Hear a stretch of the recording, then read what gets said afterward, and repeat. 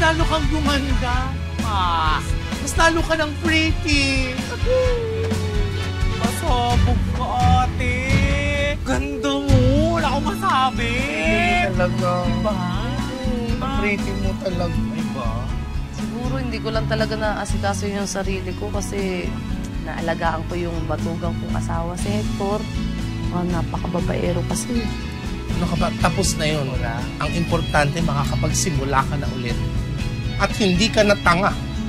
Maipapakita mo sa mga taong umapi sa'yo kung anong kaya mong marating, pretty.